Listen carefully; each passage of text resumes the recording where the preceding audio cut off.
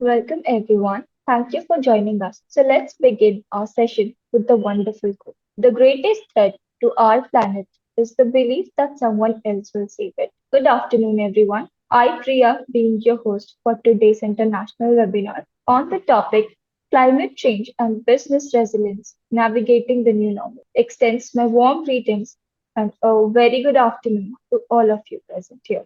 In the face of climate change, businesses are navigating an evolving landscape, adapting the new normal of environmental challenges, striking balance between growth and sustainability, and embracing innovation. Companies invest in eco-conscious practices, fortifying their resilience against climate disruptions. This shift demands proactive strategies, from sustainable supply chains to renewable energy adoption. To thrive in this era, businesses must not merely adapt but lead, integrating environmental conscious into their core strategies, forging a resilient path towards a sustainable future. On behalf of the whole SEMS family, I welcome you all for today's international webinar on climate change and business resilience, navigating the new normal. And to add to our guest of honor and today's speaker, Ms. Chitranjali Tiwari. It is a great honor to have you with us, ma'am. We are grateful for your presence with us today. Ms. Chitranjali is an individual whose journey through academia and the professional world spans over 8 impactful years. Her passion lies in driving tangible impact through well informed decision making, a pursuit she has owned through a seasoned background in public policy. Her expertise encompasses climate change, sustainability, and business development. Ms. Chitranjali's intellectual contributions are both impressive and influential. She has spent over a dozen of opinion pieces for esteemed publications, co-authored significant research papers exploring the subjective well-being impact of natural disasters, and contributed substantially to a book delving into risk and resilience in the era of climate change. Currently, as a public policy consultant with KPMG's Economic Growth Advisory Team, Ms. Chitranjali plays a pivotal role in advising governments both within India and on the international stage. Her areas of focus include investment promotion, enhancing the ease of doing business, facilitating trade, and streamlining investment processes. Ms. Chitranjali's academic journey is nothing short of remarkable. She holds a master's in public policy from the prestigious National University of Singapore, complemented by a BTech from the illustrious IIT Kanpur. Moreover, she has enriched her knowledge with a Young India Fellowship from Ashoka University. With her extensive experience and unwavering commitment to doing positive change, Ms. Chitranjali stands as a dynamic and influential force in the spheres of public policy, sustainability, and climate action. We are honored to have you with us, ma'am. Thank you, Priya, for the introduction, and good afternoon to everyone present here on the panel. As Good Priya afternoon. had, yeah, as Priya had mentioned, I will be talking about climate change, the risks and the opportunities associated, and its impact or implications for businesses, and how can businesses adapt and be resilient to the risks that climate change possesses today and in the future. In this 1 hour or 40 minutes of presentation, I will be taking you through understanding of climate change, where we'll talk about how climate change will impact or is impacting every aspect of our lives today, and then focus or deep dive into how climate change impacts businesses in particular. This will set a ground for understanding how businesses, what are the different aspects of businesses will that climate change will impact, and how then businesses can adapt to and prepare themselves for the imminent climate change risks that their businesses face. So let's begin by first understanding climate change. While the word itself is very obvious, and we all know what change and climate individually also mean, but to understand why it is necessary for businesses to prepare themselves for climate change, we need to understand um, how are humans a part of climate change. So a very basic introduction is that when human activities burn fossil fuels, when there are activities like deforestation, there are significant amounts of greenhouse gases that are released into the atmosphere. The result of these greenhouse gases is that the temperature increases over time. The global temperatures increase over time, and when these temperatures pass a certain threshold, currently as per IPCC, it's 1.5 degrees Celsius limit. When the temperatures cross these threshold, the consequence is a cascade of escalating climate events, like floods and droughts, cyclones, and so on and so forth. So these could be very extreme weather events which will threat the existence of your entire ecosystem and also the well-being of human beings. So keeping all of this in mind, keeping in mind that all of the climate related events that we are seeing today are driven in some way or the other by human activities, it is imperative that we call for action. Understanding that these interconnected factors require an urgent need for global cooperation is what we will be talking about in this presentation. So, not only just businesses, human beings, societies, organizations, institutions, countries need to work together to curb these emissions and to adapt to the changes that are occurring in the climate and in the environment so that we can secure a sustainable future for the coming generation. So, like you can see on the screen, I try to capture a few images or a few charts to show. If we see the right side illustration, it clearly shows that the number of climate disasters have increased over time.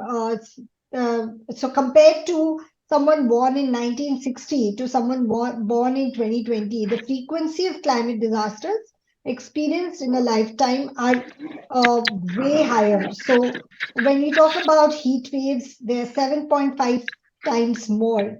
Droughts are 3.6 times as many in number. Crop failures, river floods, wildfires. What we see in news today is much more than what used to happen a few decades back. So this is what we see in our day-to-day lives, right? But on the left-hand side is what happens gradually. So the temperature rises happens gradually in our day-to-day lives. We do not see the change in temperature. We do not observe the change, but we see the consequences in the form of climate disasters. So the first image shows that from 1970 to 2020, there is significant increase in the temperature that you see. And if we take the situation as it is right now, like the people make no changes to the way things are working, but in the next few years, in a few centuries, you'll see that it has gone way beyond the limit of 2 degrees, which has been set by global standards. Similarly, as temperature increases, the natural catastrophes or natural disasters, as well as man-made disasters, also have increased over time. That you see in the chart below. So this is just a visual representation of what I was showing or talking about in the previous slide, that over the years and also in the future, you will see temperature increase and as a consequence, disaster events increasing. Can you go to the next slide, please? Okay, so now if the temperatures are increasing and we saw that disasters are increasing, all those things. There's another, because we talked about greenhouse gases, the projections of CO2, carbon dioxide concentrations in the atmosphere is also increasing. 450 ppm is the limit that's set by global standards. But obviously, if we do not make any changes to the way businesses and societies are working, this will go beyond the threshold, and the consequences are seen on the left hand side. So if you see, in the picture below, left hand side down picture, the change in the annual temperatures is very severe. So if you do not make any changes by 2050, the change in annual temperature will be really significant, and especially in certain parts of the world. But if you make the amendments, and if you restrict your CO2 concentrations to 450 ppm, the above picture shows a very positive future image of the future, where the temperatures won't be as significant as it would have been if you didn't take any action. So this image is just to show that why what we are saying is important. Why is it important for businesses and institutions to understand the impact of climate change and take action, urgent action, immediate action, so that we can restrict ourselves to the thresholds that have been defined and not go beyond it. So next slide, please. We understand now that climate change is there, temperatures will increase, disasters will happen. But what would be the impact of those disasters now? So obviously, premature deaths, assets, physical assets exposed to climate change, then your lives, the species other than obviously human species will also slowly get extinct. They will get impacted. The food cycle will get impacted. The entire ecosystem will see a significant negative impact because of the rising temperatures and because of the impact of climate change. Because now we gradually move towards why this is important for businesses, it's important to talk about the economic impact of climate change. Because when the disaster occurs, governments and organizations have to invest a lot of money in preparing people for disasters, and then also rehabilitating people, reconstructing buildings, setting up shelter camps, providing new livelihood opportunities, and so on and so forth. So there's a huge amount of monetary cost that is associated with disaster, which are a result of climate change. And not just economic impact, there's also a significant biodiversity loss. And if you do not take any action, there's a projected temperature rise of 4.8 degrees Celsius by 2100. And economic costs of rehabilitation and mitigating the impact of climate would could reach 14% of average world consumption per capita by 2050. All this is just emphasizing the urgency for immediate, comprehensive, and collaborative action at a global, at a national, at an individual level. Next slide, please. Okay. Now, deep diving into the economic impacts of climate change is on the right hand side. You can see the climate change costs from urban floods. So especially if you see developing countries like India, and if the picture was a bit zoomed, you'll see that a couple of countries in Southeast Asia, China, these will suffer or will have to incur a huge cost because of urban floods. Now, this example is only because of urban floods, but obviously other disasters like droughts and cyclones and typhoons, etc. Everything will have a cost, because you'll have to rehabilitate your people. You'll have to there'll be interstate, inter-country migration of people, which will which the government will have to face or incur a lot of costs for displacement. So regional damages also, on the right hand side you'll see the chart that um, over time the GDP, the percentage that you'll be governments will be spending of their GDP will significantly increase over time. So all of this just shows that if you do not take an action right now, the costs of handling these disasters pre and post will significantly increase over time. And not just in terms of the loss of physical assets, but also lives of human beings, of other species, plants, and animals would be at risk. And so, yeah, I think that's what this slide also sort of says, that the latest data for 2022 indicates a doubling cost of $280 billion, underscoring the risk underscoring the urgency to address this escalating economic crisis because of climate change. Please go ahead to the next slide. Thank you. Okay, so now that we've discussed the economic, first we discussed the impact of climate change, then we focused it down to the economic impact of climate change. Which was obviously on governments, on individuals, on businesses, on societies. But now we want to focus a little bit more into how specifically climate change will impact businesses, because that's what we'll be talking about in this presentation in more detail. How can businesses prepare themselves for the new normal? Next slide, please. Okay.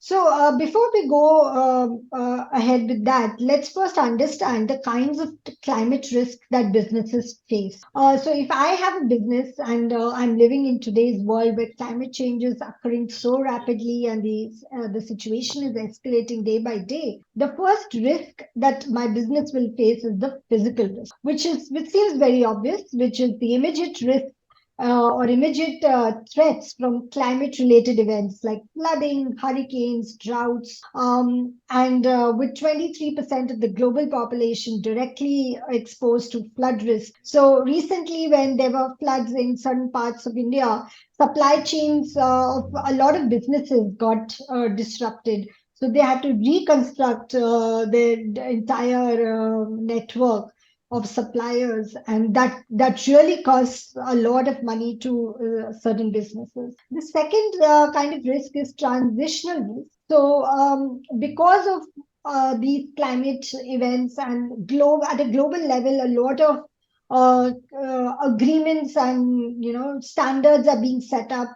Recently, when COP28 is happening in Dubai, certain new regulations and policies and collaborations are coming up.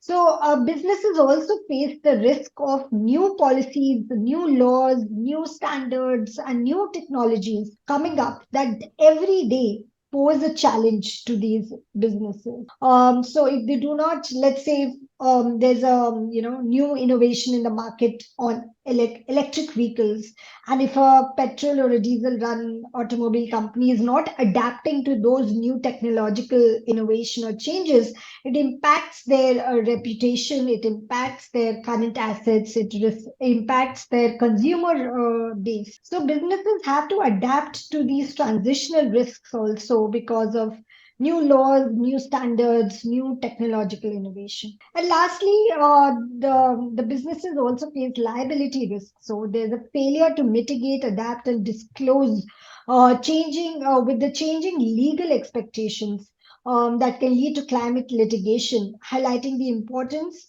of considering future climate changes in products and services, because there are new legal standards, new laws that companies need to follow. Like for example, in India, for all the listed companies, for they have to follow the BRSR standards while reporting sustainability for their sustainability reporting. So it's now a mandatory requirement for companies and not just something that if they want, they can do. So with these legal requirements, companies need to be ready for these liabilities as well.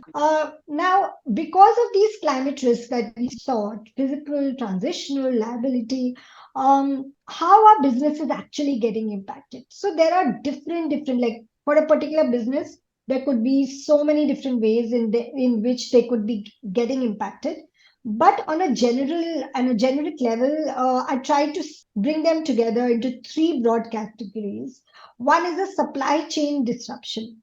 Like the example I mentioned earlier, extreme weather events like hurricanes, floods, wildfires disrupt the supply chain, they damage the infrastructure, posing a lot of challenges, financial as well as human resources challenges for businesses. The second one is regulatory changes and legal risks. So companies may face legal action for inadequate disclosure of climate related risk to investors, reflecting the growing prominence of regulatory change. And then lastly, market shifts and consumer demands. Changing consumer preferences for eco-friendly products drive the need for businesses to adapt to market shifts and meet sustainable demands. Like I mentioned earlier, if companies start working towards electric vehicles and consumers start preferring electric vehicles because of ease of, because of the cost factor or because of the convenience factor or just because of, advertising or the kind of market that it appeals to, businesses will have to adapt. So there are three main ways in which businesses can get impacted: the disruption of their supply chain, the legal consequences of not disclosing or inaccurately disclosing their climate related risk, and then change or the shift in consumer demands, how consumers are seeing eco-friendly or sustainable brands is the third. So can you go to the next slide now? Thank you. Okay, so now once we've identified the three main risks that businesses face because of climate change and how those risks will impact businesses in general, what can businesses do to address these risks that are there because of climate change? The first is to identify the climate risk. So companies need to do a proper risk and opportunity identification exercise to see what are the different kinds of risks at which level of their value chain do they face what kind of risks, so that they can proceed with the next steps of response. But the first step is to identify the risk that your business faces. The second is the strategic shift that the business needs. The strategy of companies need to shift from only profits or only market expansion to also now include sustainability, also now include climate risk in their strategic planning. The third is a continuous risk analysis. Now, the interesting part of climate change is that it's such an evolving thing or such an evolving topic that every day there's a new regulation, there's a new climate risk being identified, and the landscape is changing every minute. So if the companies are not continuously analyzing their risk towards climate change, they might be left behind. So the third is to be dynamic, to be flexible, and to continuously be in this process of risk identification and assessment. The fourth step is collective solution. So obviously, only businesses cannot, sort of solve this problem of climate risk. They need to collaborate with academia, with governments, with the regulators, with insurance agencies, and most importantly, with the communities, with their consumers, to effectively solve climate risk for their particular business. And the new part, the last part of this response is to include or to involve insurers in your climate risk strategy as a business, because they play a vital role, a very important role in sharing expertise for an integrated approach to analyze and mitigate climate risk. So these five are the key, response strategies that businesses can adapt for to mitigate climate risk, to get in at par with what's happening in the climate space. Next slide. when we talked in the previous slide, we were talking about climate, the businesses that the risks that businesses face because of climate change. Now, there are certain opportunities also, okay, so which the businesses need to be aware of, which were not there when we were not talking about climate change. So there are some positives that are coming, and businesses need to be ready for these opportunities, need to grab these opportunities if they can and when they can. The first is that scope for renewables is increasing. There is significant growth in the opportunities that is now that we now see in the clean energy space. The renewable energy is projected to surpass coal as the largest global electricity source by 2025, and forecasted to increase by 38% share in the power mix by 2027. The third is transport innovation. So there in large parts of the EU and the UK, there are bans on non-electric vehicles, which are now creating opportunities to introduce electric vehicles to modify the existing assets to electric vehicles, and which has pushed innovation in the automobile industry. Then there's a new demand for innovative technologies like carbon capture, recycling, reusing, as businesses are seeking innovative solutions to mitigate the impact of existing industrial processes. And lastly, businesses that generate new ideas to address environmental challenges will thrive eventually in this climate change era, which emphasizes the role of sustainable growth, sustainable practices, sustainable technology. So the crux of all of this is that in the last two slides is that the companies that can identify and act on climate risks and opportunities now will have a better chance to not only survive but also thrive in the new net zero world. So this is like the key to what any business should understand in this sector. So it's not just risk that they need to identify; they need to be ready for these opportunities so that they can survive and thrive in the new normal. Next slide, please. Okay, so now we'll once we've understood about the impact that climate change will have on businesses and how they can respond and prepare themselves for the new normal. It's also important to understand that why businesses need to do that. Um, it's because, like one of the risks that we talked about was related to the regulatory changes, the regulatory compliance changes that are now essential for companies to follow. And for that, it's important to understand global partnerships and global collaborations. For a company to not just exist in a smaller level and to go beyond in this global world where every part of the world is connected to every other part of the world, it's important to understand how globally it is important to for businesses to be ready for this new normal. Next slide, please. Okay, so these are some common or the most important, I would say, global agreements and their impacts on businesses.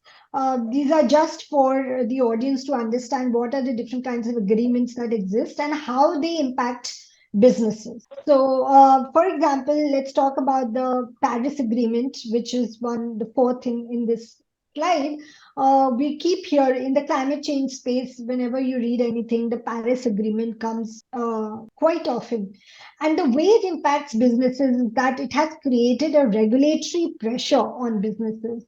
There are new carbon pricing mechanisms that have resulted because of this agreement, and also shifts in market demand or consumer demand, how consumers preference for sustainable products and services is driving the demand for low carbon solutions, creating opportunities for businesses that can adapt and innovate.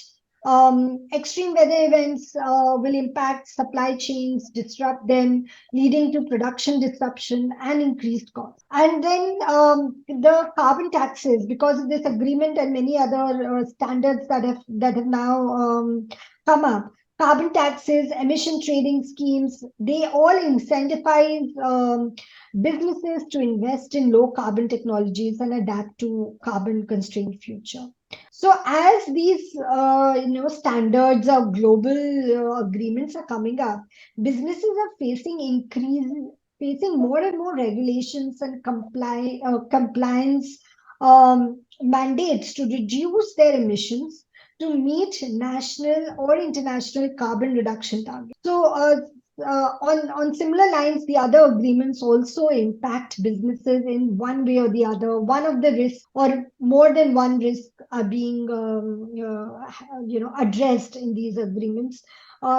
Reputational risk, like if you don't follow a particular global standard, your reputation as a brand will get impacted. Consumers will now not prefer your brand as much as they prefer the other brand, which is more sustainable. So all of these this slide is basically to explain you that in the global world that we see today, businesses need to be updated with the new regulations, new mandates, for which they need to prepare themselves in advance or be proactive in this sector. Next slide, please. Okay, so from the global agreements point of view, and when I say global, it's not just global; it's also national at a national level. Okay, when I talk about a company, they need to first meet the requirements of their own country and then think beyond that, right? So there are five areas in which these regulations, regional or global, national, impact businesses. So a very, very the first point which very important is that because of these new standards, there is a increased regulatory, increased regulations on businesses. They need to report more. They need to meet certain reporting standards and requirements. Then climate change, because it impacts supply chain. Companies now need to take into account the costs of this disruption and mitigate the costs as much as possible. They need to, because of those reporting standards, they have to make sure that the supply chain is transparent at every level. It should be visible how much emissions they are releasing into the environment. They're not just environmental, but also the social and the governance point of view for each business. Consumer preferences are shifting, so consumers are also preferring companies that adhere to these regulations at a global and regional level. Market opportunities and risks are, like we discussed earlier, because of new regulations, technological innovation is coming in this domain. Um, and companies need to be ready to grab those opportunities as soon as possible. Then emerging markets, like in the electric vehicle is a perfect example for it. There's a new market emerging. It's already there, but similarly there are other new markets coming up. And circular economy, disruptive technologies, new innovation in business models. All of this that we see today is a result of the global partnerships, global and regional regulations that we have today because of climate change. Next slide, please. Okay. So there are global standards, there are regional regulations that companies now need to follow, and not just need, but they should, because they need to be prepared for the future, for the new normal. There are certain strategies that businesses can keep in mind to be resilient to this era of climate change. In this era of climate change. And now we'll be in the fourth segment of this presentation. We'll see what those strategies are. And if we can, put those into key bullet points for businesses to adapt. Next slide, please. Okay. So now there are seven categories. Most of them are, hello. ये गलत बोला मैंने सही बोला अब आप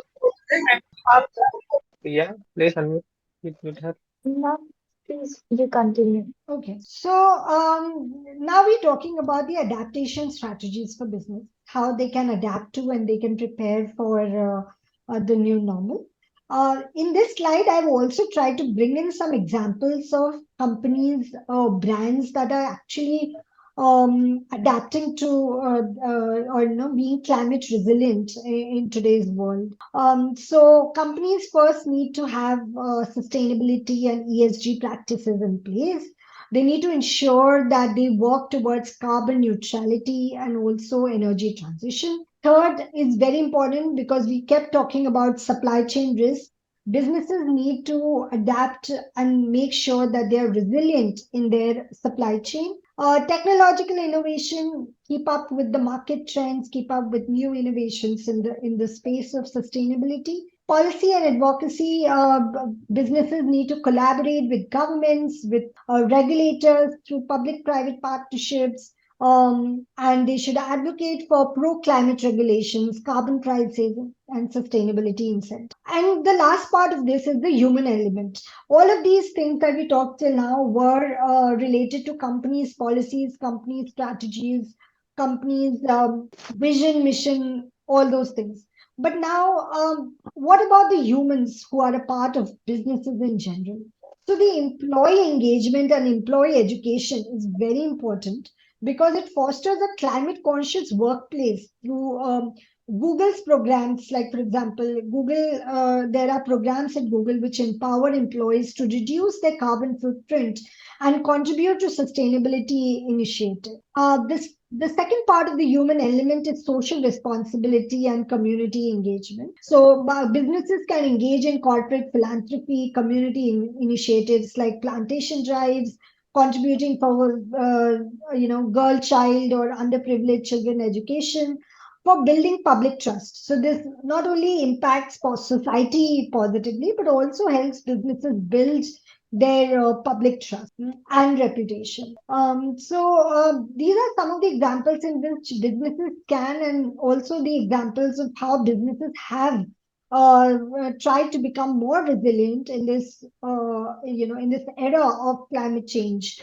The leading businesses like Unilever, Apple, Tesla, uh, Microsoft in the automobile sector also, various examples where businesses are now keeping up with these regulatory standards. So if you all already know the ESG, the environment, social and governance, companies need to have policies in all of these three domains. They need to be transparent in their reporting when it comes to these three domains, not just from a regulatory point of view, but also from a reputational point of view. So this is the, I think, the conclusion of this slide, and we can move ahead with the next slide now. Thank you. Okay, so far we talked about what climate change is, how it impacts you, me, societies, communities, institutions, and then we specifically talked about how it impacts businesses. Next slide, please. Yeah.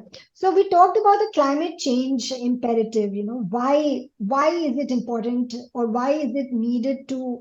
Why do businesses need to behave or urgent or take urgent action? Basically, it's an individual and collective responsibility. But in this particular 1 hour, we talked about how businesses can develop their strategies to become more resilient and to be prepared for the new normal by integrating sustainability, by integrating ESG into their core strategies and collaborating with government, stakeholders, regulators, and communities through public-private partnerships. Employee and community engagement, as we saw in the human element in the previous two, in the slide before this, is also very important because you need to make sure that your workforce is also on the same page as your business when it comes to sustainability effort. Overall, I think the conclusion of all of this discussion or all of this information was that businesses now need to strike a balance between profit and planet. So it's not going to be just about financial benefit or financial reporting or financial perspective, but also take now into account the planet or the sustainability climate engine. in your strategy. Diversification and localization is very important so that your supply chain is resilient to all the climate events, and eventually thriving in the new normal is possible only when the business is on track with technological innovation, with sustainable innovation, and in compliance with all the regulatory requirements. So I think the key message is that to navigate this era of climate change, it's imperative, it's important to act now so that businesses or societies can be resilient before it's too late to repair the damage caused by the climate event. So yeah, I think that's about it. Can you go to the next slide? So that's all from my side. We can now open it up for some questions and answers. Thank you. Thank you so much, ma'am. It was a wonderful knowledge given by you, ma'am. Thank you for sharing your wisdom and expertise with us. We are grateful for your time and knowledge. I hope our audience learned many new things from the session, and I would like to highlight some of the points like climate change profoundly impacts economics globally, escalating natural disaster costs, disrupting agriculture and amplifying healthcare expenses, rising sea level force migrations, burning communities, insurance costs surge, while infrastructure demand increase. Adapting energy sectors incurs significant shifts. Mitigation efforts are vital to curbing these economic repercussions for sustainable progress. Climate change impacts business via increased operational costs due to extreme weather, affecting supply chains and infrastructure. Shifts in consumer behavior towards sustainable products challenge traditional markets. Regulatory changes and risk to assets demand adoption strategies. Addressing these impacts through innovation and resilience is crucial for long-term business availability. I hope the knowledge shared with us by Chitranjali ma'am would have made a great impact on our life and hope that everyone starts practicing them slowly. Again, thank you for joining us and sharing your experience and your previous precious time and knowledge with all of us, ma'am. Ma'am, there was one question from Varun, which is in the chat box. I will just say it that how does climate change influence consumer behavior and expectations, and how can businesses respond? Sure. May I know who asked this question? I'll respond. Ma'am Varun, it is in the chat box. I didn't see. Okay, anyways. Hi, Varun. Thank you for your question. And I think, like one of my slides was on this, that now consumers are also becoming aware of, sustainability and preferring the preferences towards a sustainable brand is increasing. So, for example, if there are two brands in front of you, and one of which you've seen it in the news and in social media that that brand is employing poor children in some parts of Bangladesh and is making them work at very terrible conditions, very unhygienic and unsafe conditions. And the products that you are getting from that brand are not are made through unsustainable ways. The other brand that you see, that the other option of a brand you have in front of you has very clean, sustainable practices. It regularly reports its, ESG strategies and is compliant to all the national and international standards. So, as a consumer, you would make, as we are seeing in the statistics globally, that consumers are preferring the second brand over the first because climate change is impacting each individual, not just at the society level, but also at an individual level. So, you want to be related or associated with a brand that respects your decisions, respects climate change and its impact.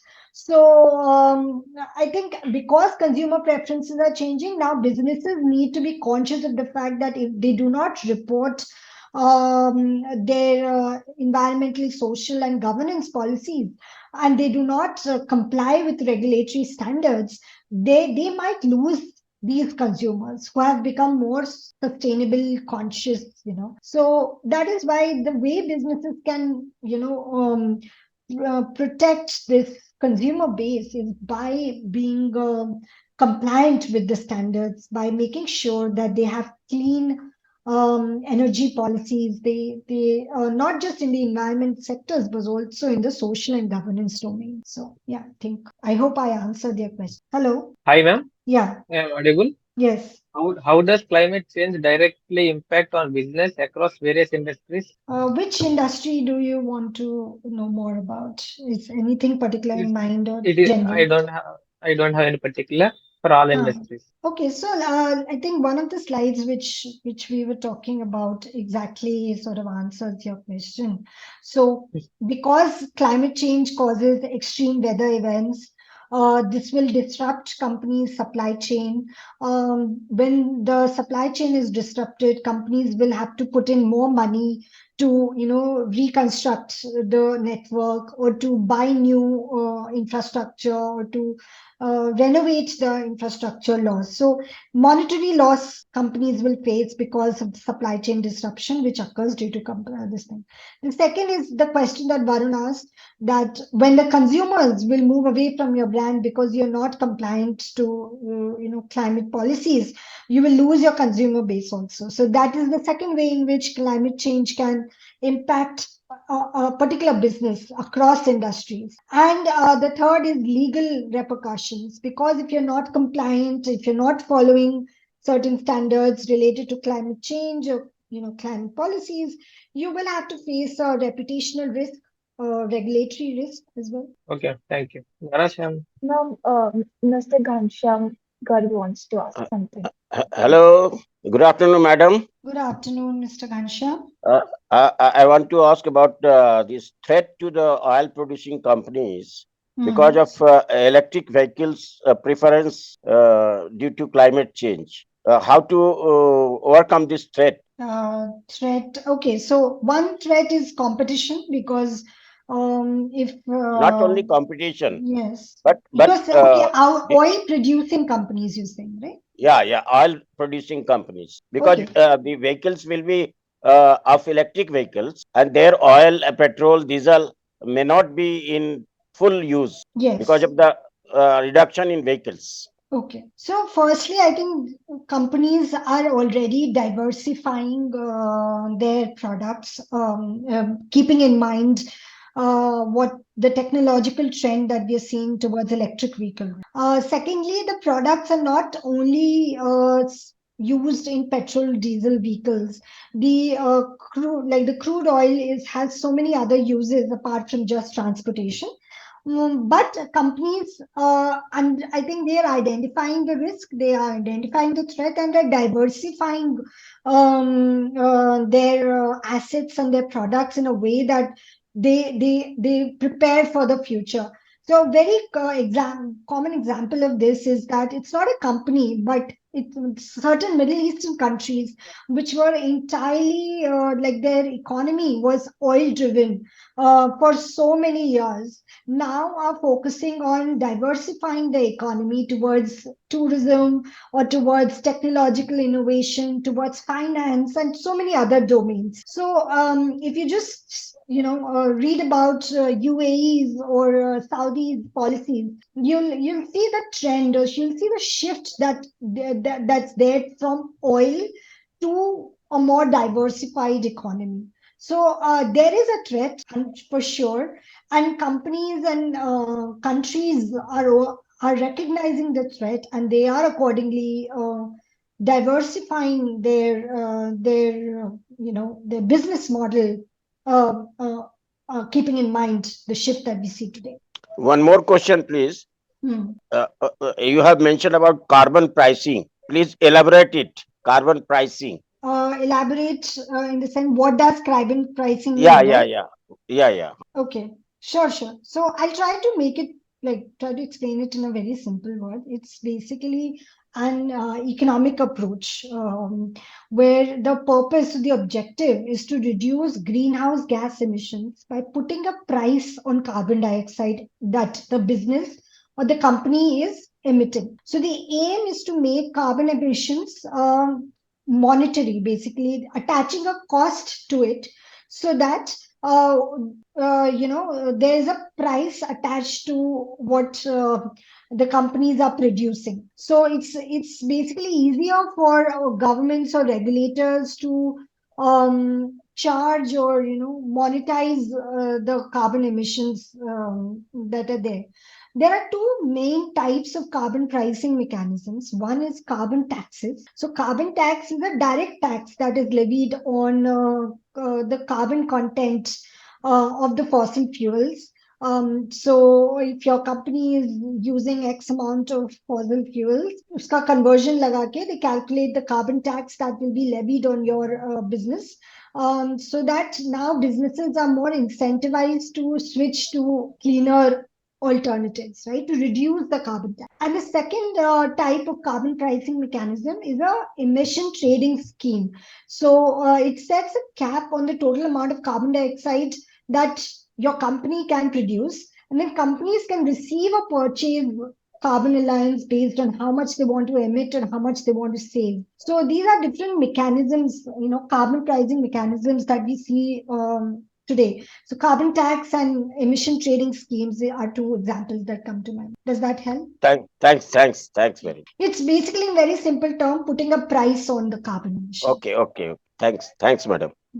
Thank you, ma'am. And another question, which also Varun has asked in the chat box itself, that what are the long-term implications of climate change and how can businesses prepare for these impacts? Okay, so the long-term impacts, I think we discussed in the very beginning of this presentation, which is through disasters, human loss, property loss, asset loss, economic impact, environmental biodiversity loss. So many different kinds of,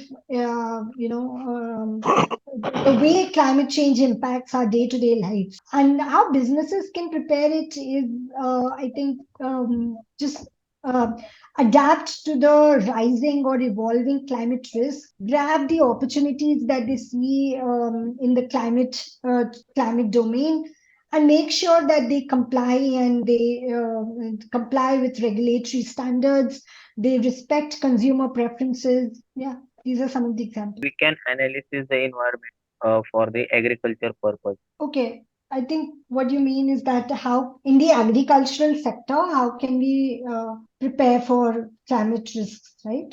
While cropping the plant, how we can analyze the environment. Uh, Sorry, I didn't get your question. Can you write it down probably in the chat box? I already written in chat box. Okay. Priya and Karthik, for some reason, I'm not able to see the So, chat ma'am, box. I am also not able to see his question. Can you please drop it once again? Ma'am मतलब मैं ये पूछने की कोशिश कर रहा हूँ कि हम क्लाइमेट को एनालिसिस करके मतलब क्लाइमेट को कैसे एनालिसिस करें जिस तरह से हमें योग्य क्रॉप लगाने की के लिए सहायता मिल सके मतलब ये लगाने Okay. से ये हो सकता है इसका मतलब भाव ज्यादा हो सकता है इसका कम हो सकता है ये अच्छा Okay. नहीं है Got it. Got it. इसके लिए हाँ क्लाइमेट कैसे एनालिसिस करें So see, this is a very agriculture related question. So जो लोग agriculture sector में sustainable practices के ऊपर काम कर रहे हैं, they really do what the question that you're asking is in that particular domain. So the first thing is to आपका suppose आपने अपनी crop या आपका farm किसी A location पे है, right? उस लोकेशन के एस्पेक्ट में आपको इन्वायरमेंटल कंडीशंस को समझना पड़ेगा. आपको आपके पूरे सप्लाई चेन में मतलब सीड कहाँ से लेके आ रहे हो, कब उसको डाल रहे हो, किसके मतलब कब उसको हार्वेस्ट कर रहे हो, फिर कहाँ पे वो जा रहा है, कहाँ स्टोर हो रहा है और फिर कंज्यूमर्स तक कहाँ जा रहा है, ये पूरा सप्लाई चेन जो है इसको समझ के फिर हर सप्लाई चेन के पॉइंट पे आपको ये समझना पड़ेगा कि इस पे एनवायरनमेंट का या क्लाइमेट का क्या असर पड़ता है। सो फॉर एग्जांपल, अगर आपको ये पूरा सप्लाई चेन में दिखता है कि अच्छा, जब मेरा क्रॉप्स मार्केट तक वेयर हाउस तक जाते हैं, तब there is a chance of flood coming in that city, तो आप उसको फिर मिटिगेट करने के लिए अपनी या तो साइकिल थोड़ा शिफ्ट करोगे या फिर स्टोरेज कहीं और मूव कर दोगे। So you have to basically break down your supply chain into small parts, see, do an impact assessment, risk assessment of each part, and then make decisions related to your crops. कि कब plant, कब seeds लेके आना है, कब harvesting करनी है, and all those things. So I am not an agricultural expert, but that's how any business or any industry goes about climate risk assessment, by understanding their value chain, by understanding what is the market, who are their consumers. So Okay, thank you, ma'am. Thank you, ma'am, for acknowledging all our questions. Again, thank you all for attending today's webinar. And if you have any additional questions, you can contact us by email or telephone. We are happy to provide additional support to you. Please follow us on our social media and subscribe to our YouTube channel for new learning.